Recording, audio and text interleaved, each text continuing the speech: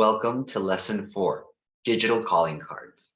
In this lesson, we're going to talk about several mediums that we can go ahead and use to present ourselves and give our readers, target audience, or potential employers our information as we would want them to view us. We're going to be talking about the CV or curriculum vitae. We're going to be talking about motivation letters. We're also going to be talking about how to use social media profiles like the ones that you created and modifying them in order for them to serve as digital calling cards as well. Also, we'll talk on the possibility of you developing your own personal website in order to present yourself to the world. A digital calling card. Digital calling card is something that might sound a bit off, but it's actually something that we all fully understand. We might be familiar with the traditional printed out calling card, which is normally a very small piece of paper and which you normally give to people in order for them to remember you. It contains vital information like your personal contacts, be that phone number, email, address in order for them to call you, or any other personal information that you deem necessary. Some calling cards were in the fashion of having a personal statement, and they would also contain the branding of either the company that you belong to, or this day and age, personal brand, or an element that you might want them to identify you with. This module is going to explore digital calling cards and their benefits. We're going to be discussing the different formats such as social media profiles, websites, digital CVs, and motivation letters. It provides tips and best practices for creating effective and professional digital calling cards and explain how they can be used in various professional settings to promote personal brand and achieve the goals in the digital age. Now, we're going to go one by one and make sure that you understand what you need to be doing in order to have efficient and effective digital calling cards. Now, you might be very familiar with a curriculum vitae or a CV, which is a document that provides a comprehensive overview of your education, your work experience, your skills, and your accomplishments. Now, traditionally, a CV was a printed out document that you would have and take in job interviews or actually leave at the company in order to be considered for jobs. This day and age, however, with the use of email and shared documents, it's a little bit different. Now, what holds true is that what you put in your CV is going to be crucial to either getting a callback or piquing the interest of the person who's reading it. A pro tip is that you understand that your CV can exist in many different ways. Think of your ideal job and think about all the experience that you've gained throughout your life. Is all of it really pertinent to that job? Maybe not. So maybe you should consider editing and ensuring that only the crucial pieces of information are actually left in it.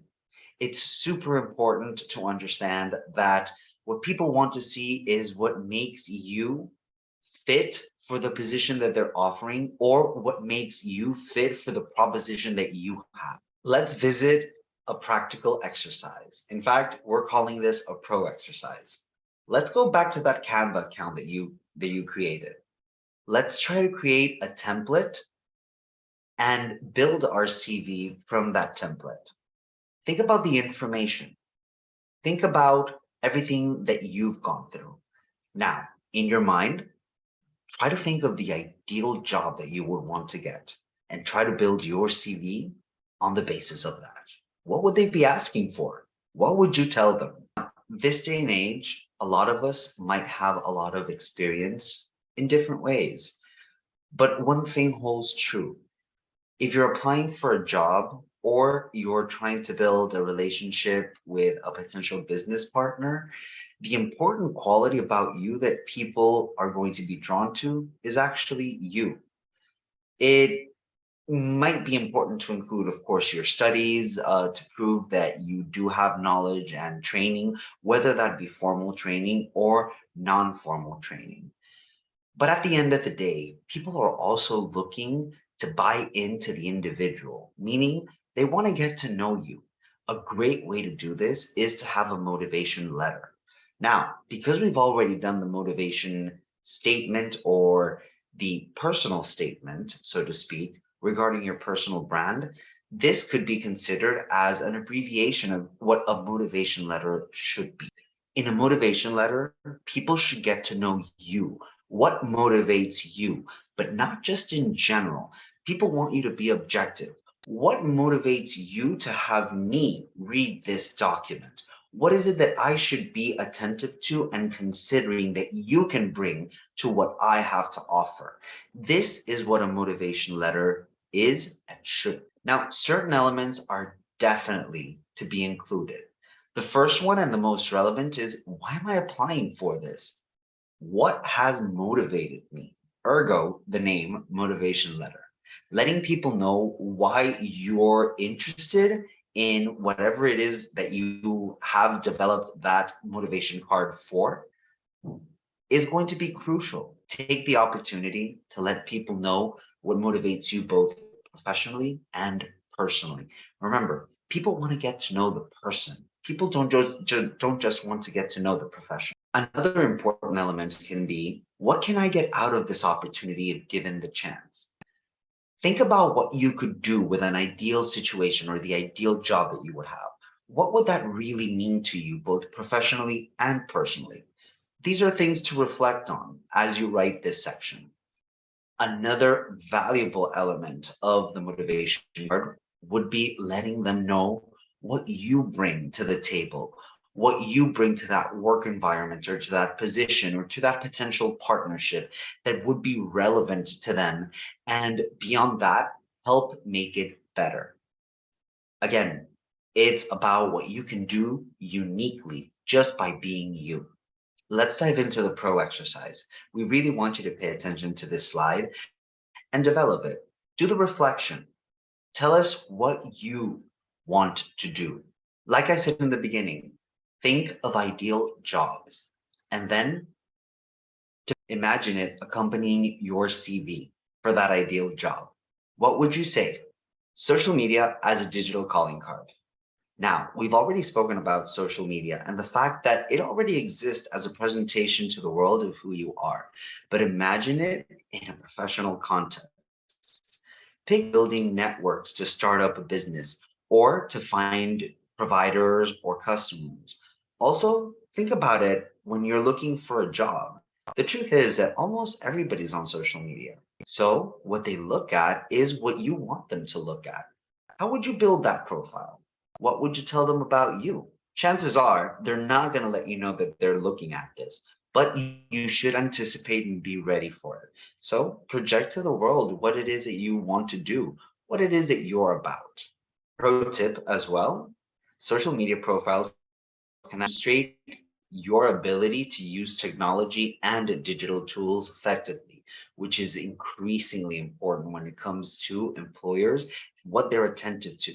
Sometimes it's not necessarily about the hard skills, it's about you knowing how to do general things and then being able to train you to do specific things. So, which platforms would be better suited as a digital calling card? In this sense, we need to revert the order of how we presented to you the social media platforms. Some of them might be very relevant to businesses. In fact, most of them are probably relevant to businesses. However, when it comes to a calling card, we're not necessarily looking at a place like we would on Facebook and Instagram, or we're not looking to educate anyone. Perhaps we're just looking to let people know the general overview of who we are. And here is where LinkedIn is king. Why? Because LinkedIn is not only allowing people to use their profiles and to develop them in a way that is specifically around their professional experience or their areas of studies. But people are objectively going into LinkedIn specifically for the purpose of this type of networking, for identifying potential clients, for offering amazing jobs. So it's quite the space to be in and to bet on when you're going to use a social media as your digital calling card. Twitter is a great platform if you want to establish yourself as a thought leader in your industry, or if you want to connect with others on a day-by-day basis based on specific topics that might be trending. However, LinkedIn and Twitter are going to be very different experiences. And if we focus on job searching, perhaps we want to go to LinkedIn. If we're looking to build networks in the sense of potential partnerships, or just get yourself recognized, again, not just as a thought leader, but perhaps as a thought leader within a certain group, then you do want to go ahead and look at Twitter. Instagram is also a good platform for individuals in creative industries such as art, design, or photography. We've been using the word aesthetic in the past in this module because it is exactly what it's going to allow you to do. It's going to allow people to know your visual feel of you. It's going to be very related to your personal brand also, but it also has a lot to do with what you could offer them.